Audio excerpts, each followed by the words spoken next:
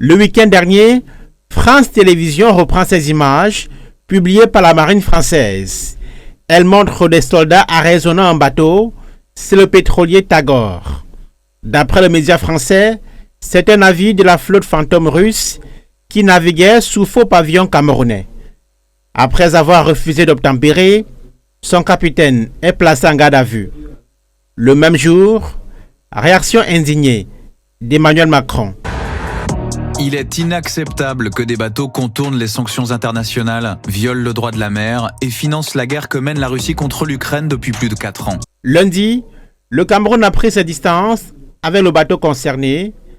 L'appareil ne figure dans aucun des registres officiels des navires autorisés à battre pavillon camerounais, dit le ministre des Transports, qui dit réagir après vérification de ses services.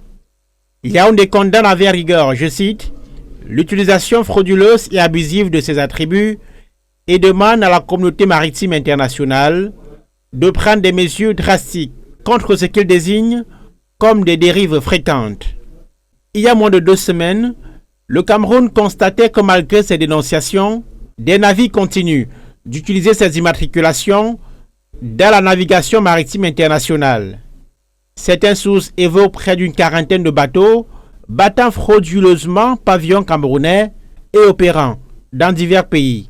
L'Union européenne parle globalement de près de 1000 bateaux irrégulièrement mis en service par la Russie pour contourner les sanctions occidentales et vendre son pétrole en Chine et en Inde, entre autres.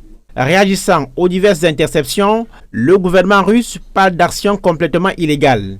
Régulièrement éclaboussé par le phénomène dit des flottes fantômes, le Cameroun a suspendu en février dernier l'immatriculation des navires sur son territoire en attendant l'aboutissement d'une enquête ouverte sur le sujet.